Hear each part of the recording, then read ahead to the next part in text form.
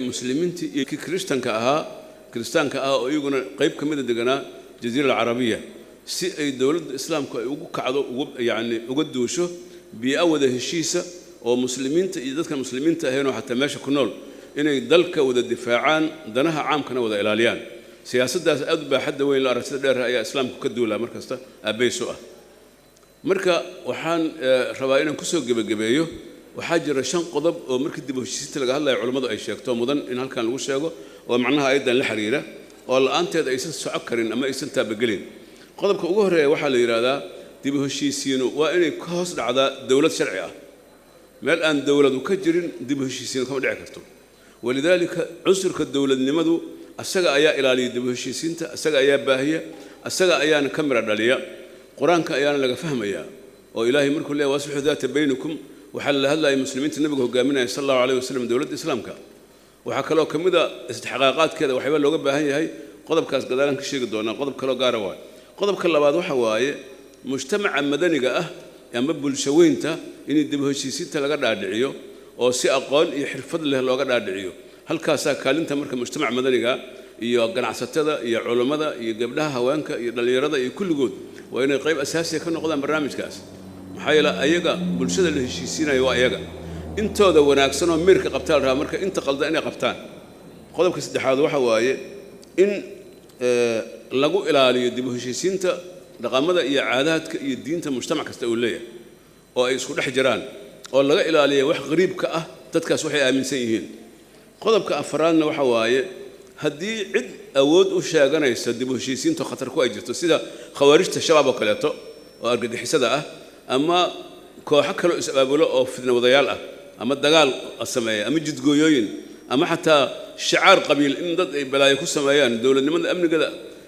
jiritaankeeda khatar geliyaan in ay awoodda dawladdu adeegsan karto dib u heshiisiinta si loo xaqiijiyo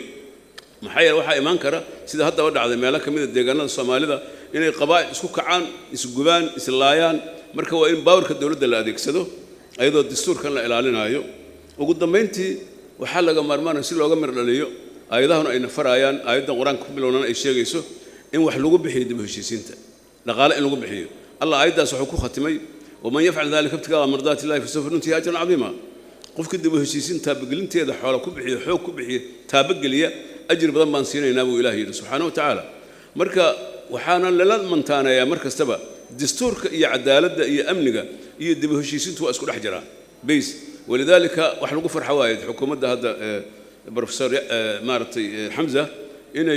دستور كنا أي وضع يبرلمان كبا دب هشيسين تنا أسكول قرب وضان يا أمنك أنت بقى دفاع ذلك محايا لي ومنتانو أنك لبحي كرين دب هشيسين وحي ما كرتا كلية مركز النظام الدستور لو جورو قبيلات أنت لو جورو مجتمع مدني أو دستوري أو النظام يحري هجايان صلى الله على سيدنا ونبينا محمد وعلى آله وصحبه أجمعين.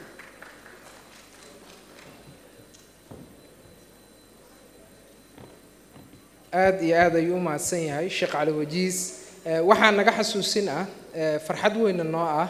in maanta Soomaaliya laga daahfurayo muasasada Principles for Peace iyadoo ay ka soo wareegtay in ka yar hal sano markii golaha amniga qaramada midoobay uu ansixiyay principleskaas marka haatanna waxaan rabaa in kelimadii soo dhaweynta uu halkan ka jeediyo wasiirka wasaaradda arrimaha gudaha federaalka iyo dib u heshiisiinta ambassador Ahmed Macalin Fiqi falyatafadal mashkuura.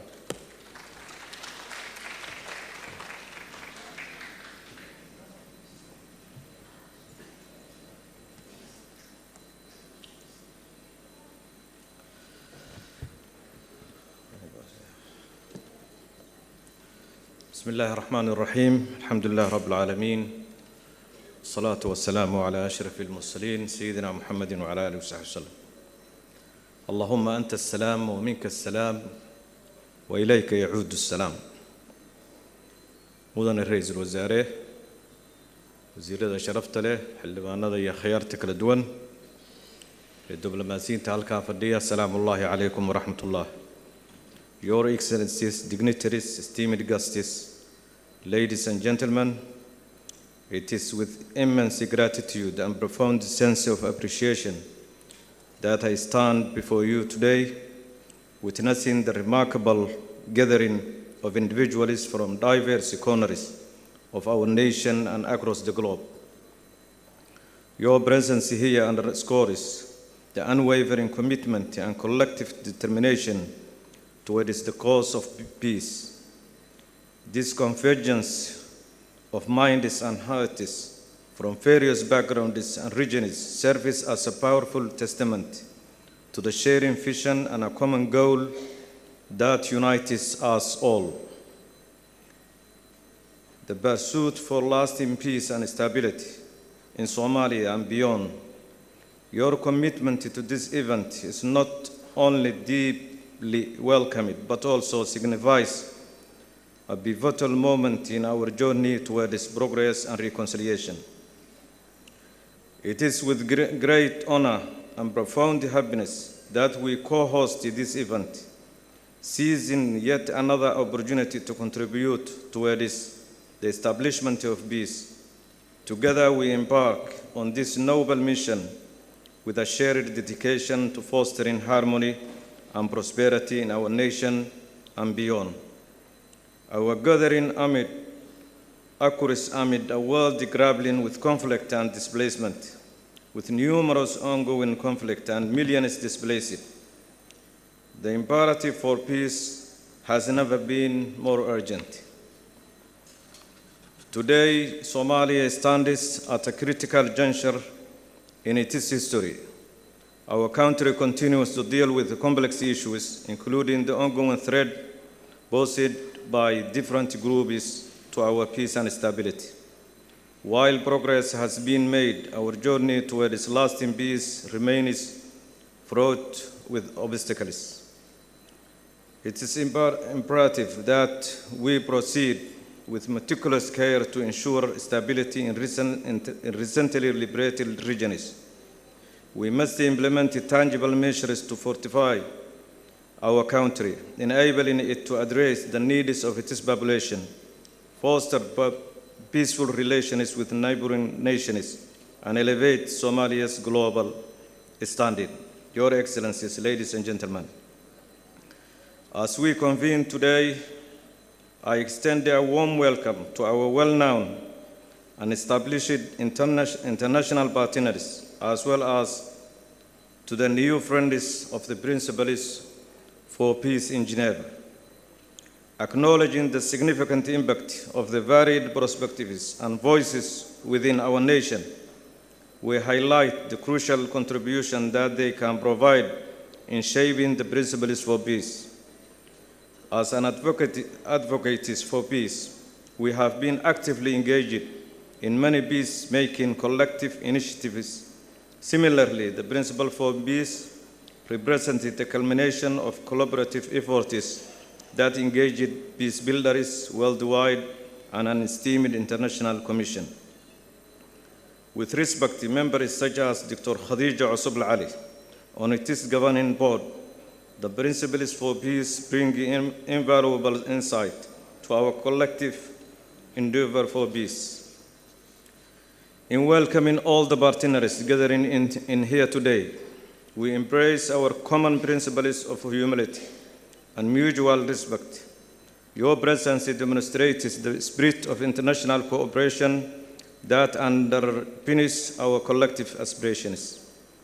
This launch of the Principles for Peace occurs at a very significant occasion as coincides with the completion of the review process of the National Reconciliation Framework, NRF, which the Ministry of Interior has just concluded and validated in December last year. I am also happy that Principles for Peace program has been emerged and harmonized with the new NRF version. The NRF's coherency with and harmony with the Principles for Peace illustrates the mutual interconnectedness of our peace-building endeavors. NRF serves as a comprehensive framework, strategy, and outlook for our collective pursuit for peace, conflict resolution, and reconciliation. The National Reconciliation Framework and its annexed National Reconciliation Plan, which outlines key entry points and activities of each of the 6 pillars, has been helpful in aligning with the core values and approaches of the principles for peace. When viewed through the lens of the principles for peace principles, we find a striking alignment between the guiding principles and the pillars of the national reconciliation framework. For instance, the principles for legitimacy entrusts with efforts to rebuild the trust in government and support national recovery, while accountable security aligns with restoring community relationship and confidence in government institutions. Dignity and solidarity emphasizes healing past grievances and fostering community boundaries, while pluralism advocates for a diverse and culturally sensitive approach to reconciliation. This congruency between the principles for peace and the NRP signals a shared vision and potential for collaborative progress toward sustainable peace and development. Furthermore, the adaptable nature of the principles for peace, demonstrated through the successful customization in various contexts, offers a promising opportunity to tailor interventions to address Somalia's unique needs and dynamics. In addition, the principles and core values of ensuring in the principles for peace also reflect and practically reinforce our culture and faith. This convergence of these principles with our existing frameworks and approaches to peace presents an auspicious opportunity to leverage collective strengths and venture together toward its enduring peace and prosperity in our nation. Your Excellencies, dignitaries, esteemed guests, ladies and gentlemen, allow me to thank you all for your time and participation to this historic event. Special thanks to the Principles for Peace team and the ministry team who have jointly organized this gathering.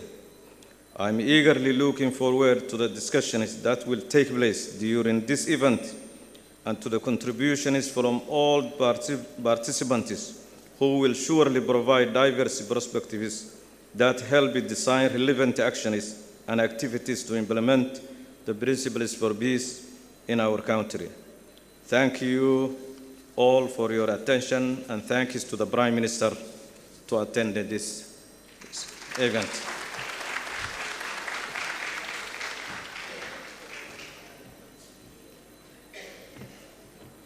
aad iyo aad ayuu u mahadsan yahay wasiirka wasaaradda arrimaha gudaha federaalka iyo dib u heshiisiinta ambassador Axmed Macalin Fiqi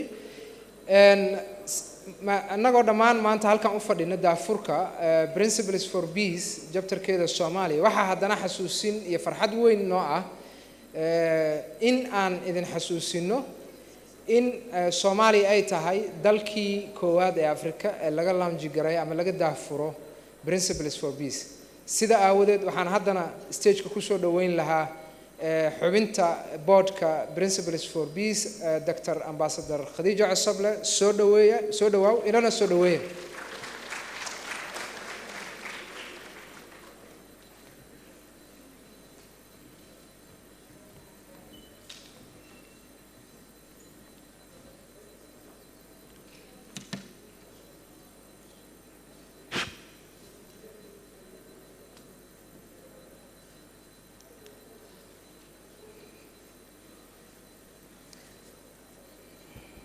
بسم الله الرحمن الرحيم رئيس الوزراء وأنا حمزة عبد برة وزير رضا وزير أمباسادور أحمد معلم فقي وزير حسن معلن وزير رضا كلا وزير الدولة ياشا حل دبان نضا أرجع جاركا UN أرجع جاركا أفريكان يونيون سفير رضا xildhibaanada iyo civil society iyo marti sharafka dhammaan odayaasha meediyaha kulligiin waa idin salaamo assalaamu calaykum waraxmatullaahi wabarakaatu runtii maanta aniga farxad gaar ah ii tahay in aan dhammaantiin idinku soo dhaweeyo daahfurka Principles for Peace waxaan hore u maqli jirnay humanitarian principles laakiin principles kaanito iyo taariikhda ay soo mareen iyo sida loo sameeyay intaba waxaan u daynayaa kulligiiskayga Hibo iyo Andrew iyaga ka warbixin doona iyo waxyaabaha kalifay in dunidu intuu isku timaado la soo saaro principles hogaamiya nabad raadinta runtii qof aan nabad la'aani ku dhicin ma fahmi karto micnaha iyo maaragtay faa'iidooyinka ay leeyihiin laakiin annagu Soomaali haddaan nahay dhibaato badan aan soo marnay in laga hirgaliyo meelaha ugu horeeyo laga hirgaliyo ama laga launch garay inay Soomaaliya tahayna runtii aad iyo aad ayaan ugu faraxsanahay organization cusub waay laakiin waxaan u maleynayaa boardkeena markii ugu horeysay uu fariistay ayaan ka codsaday inay yimaadaan oo meelaha laga launch garaynayo ugu horeeyay ay tahay in noqoto Soomaaliya kadibna waxaan arinta u soo jeediyay madaxweynaheena mudane Xasan Sheekh Maxamuud oo runtii labada gacnood ku soo dhaweeyay kana amrayna xafiisyadiisa dawladda iyo safaaradiisa New York ba in ay UN Security Council ka marka la launch garaynayay wasiirkeena arrimaha dibadda iyo wasiir dawladda Jarmanka ay labadooda ka wada launch gareeyeen September last year UN marka runtii aad iyo aadan ugu mahadcelinayaa Hibo iyo maaragtay teamkeeda inay ku dhiiradaan maxaa yeelay perception xuna laga qabaa Soomaaliya dadka banaanka jooga meel baaday oo hoogtay oo la isku dilay inay tahay laga aaminsanaa laakiin maanta runtii waxaan ku faraxsanahay inay indhahooda ku arkaan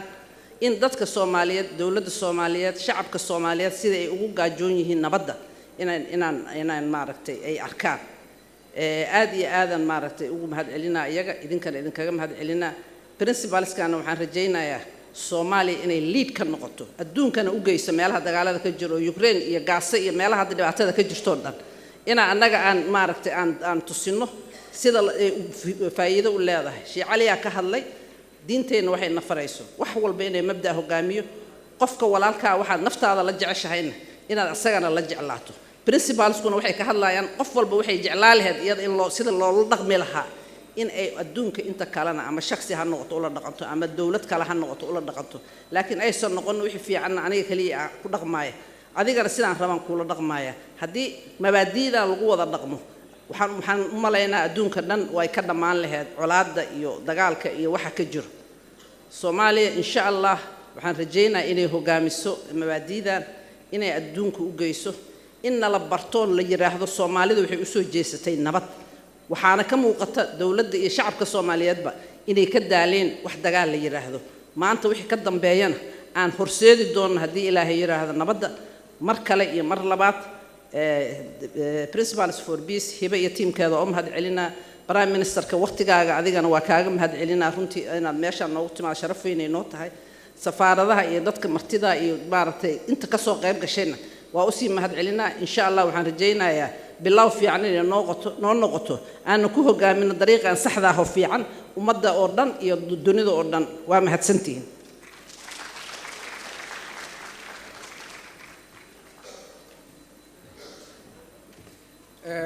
waa ku mahadsan tahay Dr. Khadija sharaxaad baasan waafiga aad ka bixisay milestoneski jidkii la soo maray si maanta aan halkaan ugu daahfurno Principles for Peace Foundation haddana waxaan jeclaan lahaa inaan ku soo dhaweeyo kooxda farsamada inay nala wadaagaan video kooban oo ka hadlaya arrimaha nabadda iyo hawlihii ay ka wadaagaan fadlan nalka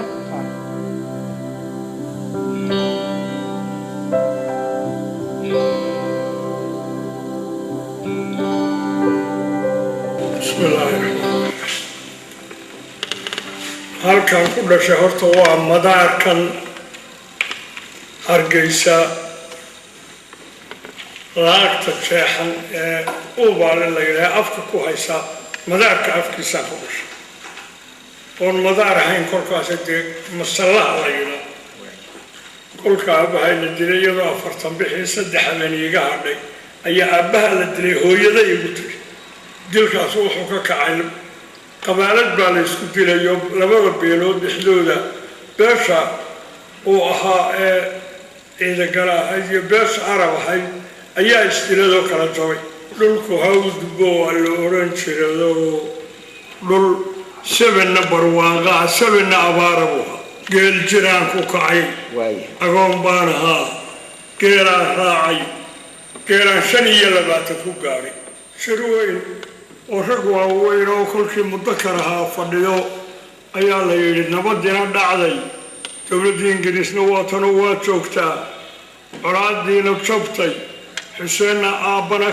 xuseenna laga samri maayo ismaan guuleed oy ilma abtiyiin ninkii haloo dilo xuseen inankiisana ilmadiisana waa kuwan qaas aniga ninba iga weynaa ninkaa haloo soo dilo 3 nin oo kale iyo aniga 4 tagadaasaa la isku daray 4 qoraanu qaadanay reerkii baanu nimi goor casar oo gaaban wuuna gasalaamay waana gartay aabbahay waxaa dhalashay duca nuur maxamed isaguna waa cismaan guuleed maxamed ninkaasaynu kaga sabraynaa oo Xuseen ninkaa la soo dilaalay 3 ninna waa ii garbo anigana qoriga xabadu igu jirta ninka gacanta la waana rooba wambu noo qalay maxaa doonaysaan gurdoon baanu naa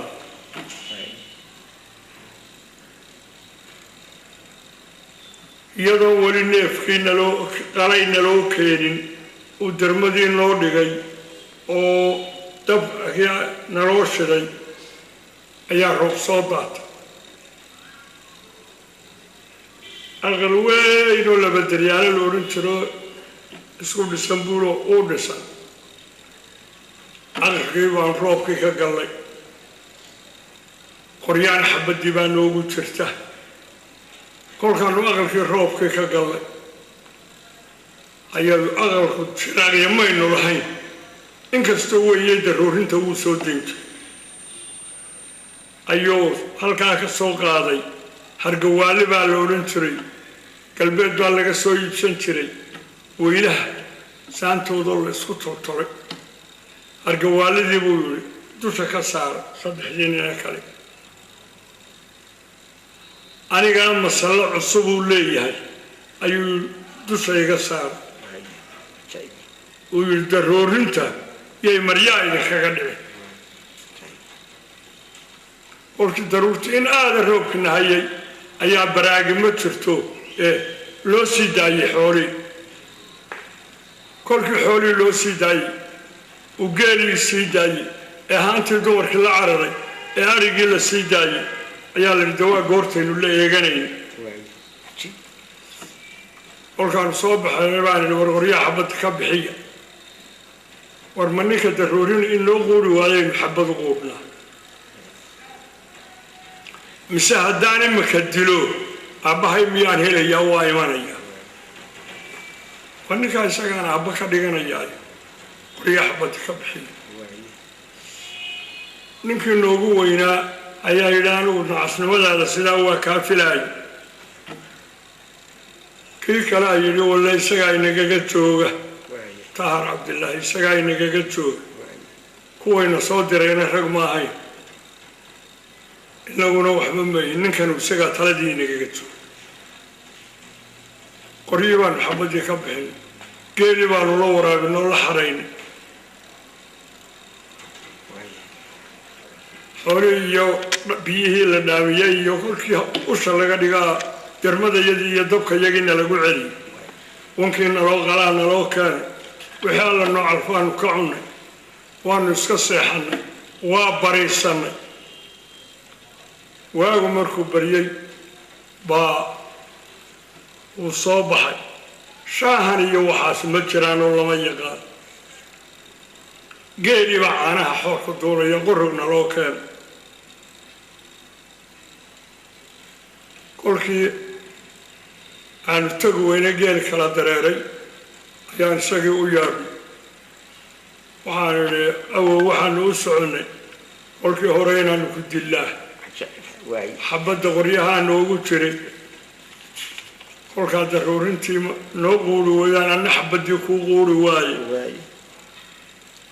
iminkana waxaan isu rogay inaad kaa guursadaayood inan isiisa aabba ii noqoto wuu argagaxo wuu naxay madaxuu ii salaaxo u dhunkaday wuxuu yidhi waa ku siiyey inantii inantaa yar ee iminka naaskuun laga daayo malaa 2 jir iyo wax ahayd ayaan joogto inantii waan ku siiyey intaa aqalkeeda aanu gallaan doonayaa aga kale waxba ka dooni maayo aqalka aan galaan doonaya waa ku siiyey buu qorigii iga qabaane xaasha buu waxaan kuu ballan qaadayaa adoo ama dhinta ama fasaxa maaha inaanan anigu nin kale siinin baan kaa ballan qaadaya qorina iminka kaa qaadi maayo qorigiisaan kaa qaadi maayo waan ku siiyey sidaa beeshii ku wargeeyo raalli ku noqo buudhaa ballan baan kuu qaadaya waana la tagnay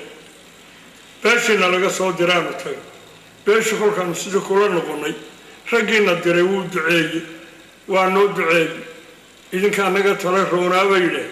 kolle xuseen ma yimaadeen cismaan ilaah wadaani nagu dhagarayn waa noo duceeyeen inantii waxaanu kala maqnayn 17 iyagoo 17 jiraan abeed u nig faadumo cismaan guuleed baa la yidhaa waa nooshahay 14 bay ii dhashay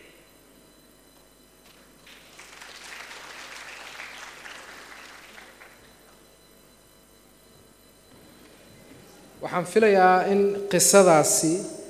qiimaha iyo micnaha badan leh allaha u naxariistay xaaji cabdi waraabe uu ka sheekeynayo mabaadi'da nabadda iyo dhaqanka Soomaaliga ay aad idin wada anfacday haatanna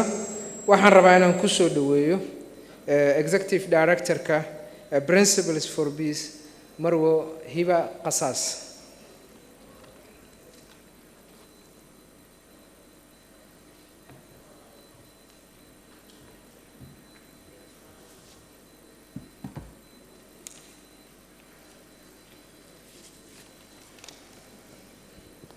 Thank you very much. Assalamu alaikum wa rahmatullahi wa barakatuh.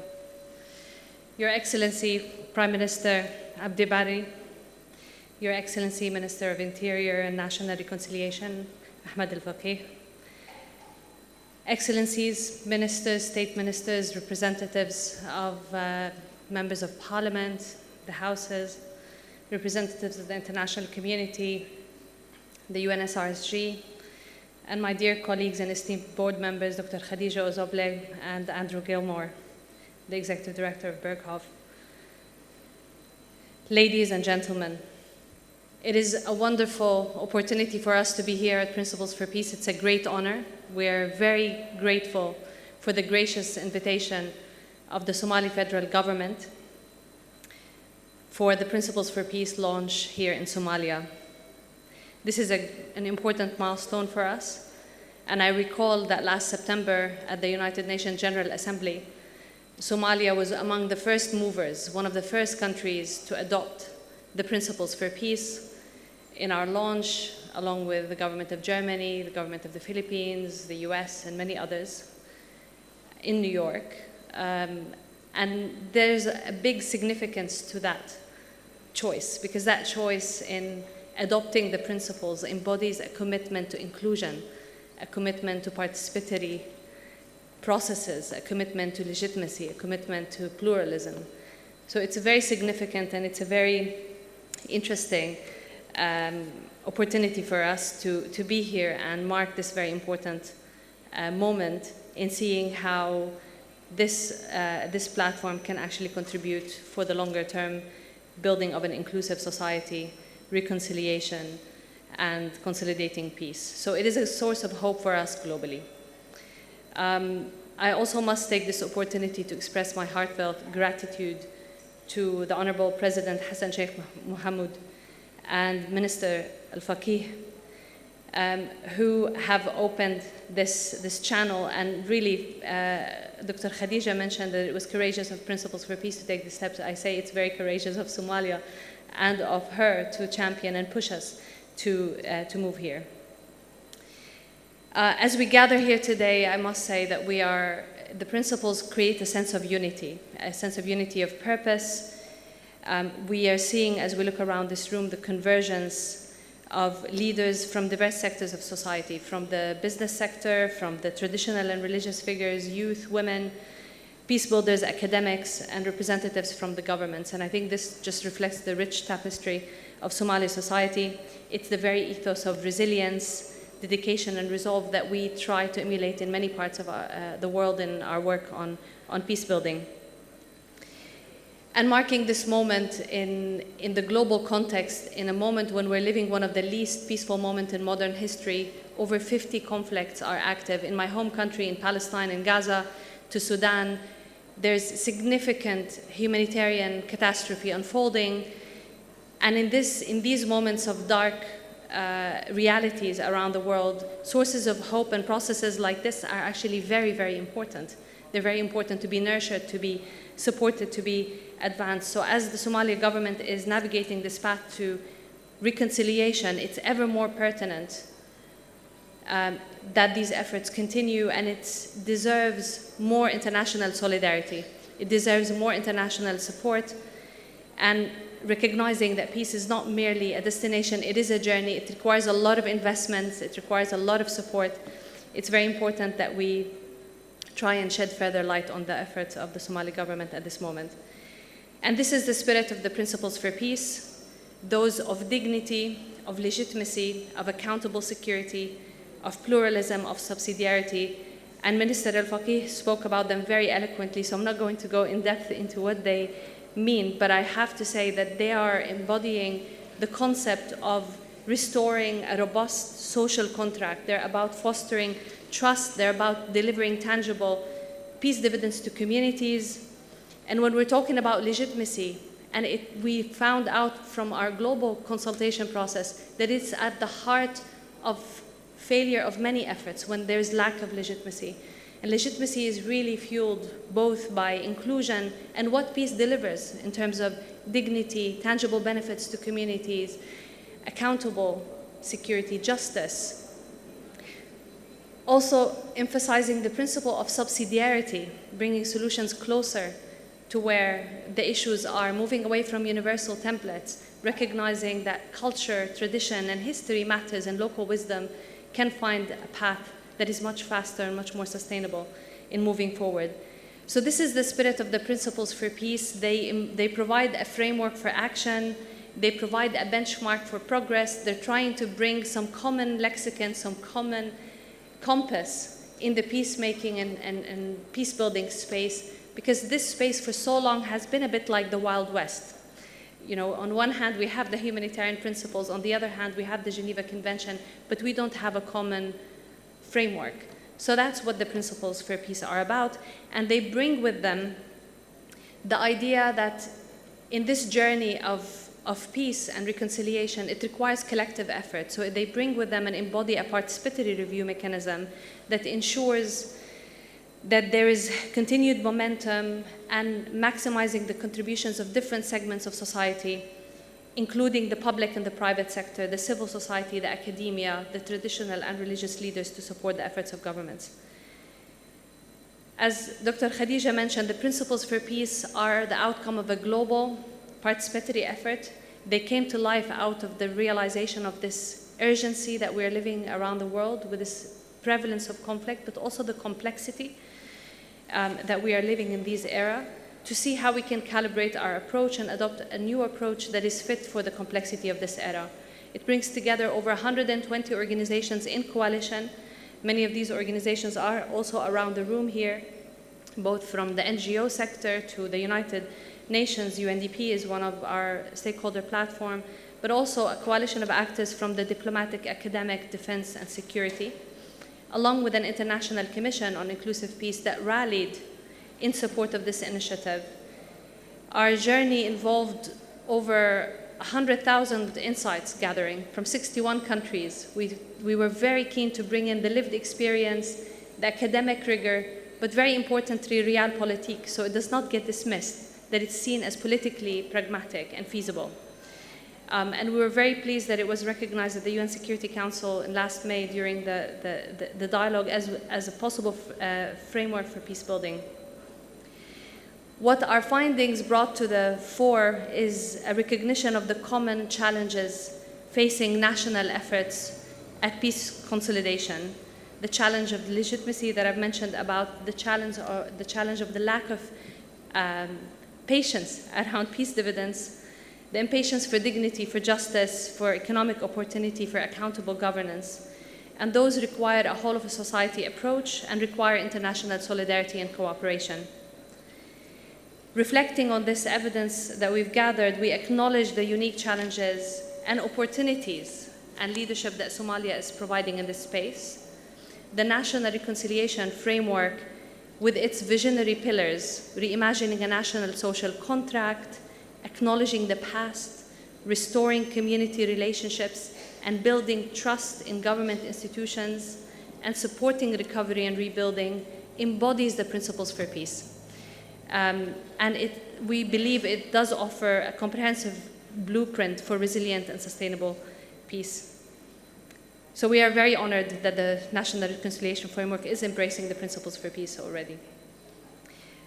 We do hope that this framework and this platform, this coming together that is here today, will catalyze a process of continuous reflection and accompaniment and support to the National Reconciliation Framework implementation. We believe that Somalia's leadership in this space is trailblazing, and we do hope that this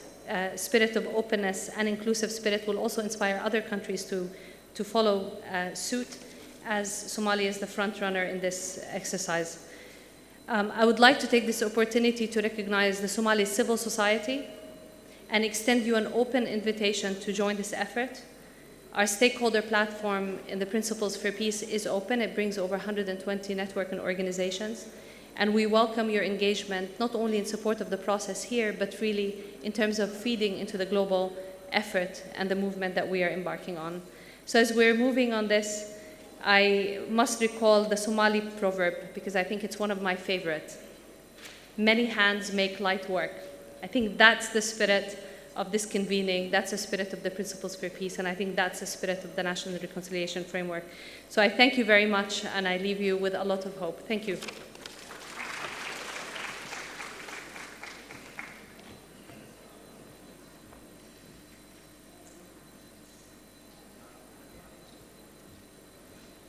aad iyo aad ay u mahadsan tahay. Haatanna waxaan rabaa inaan ugu yeero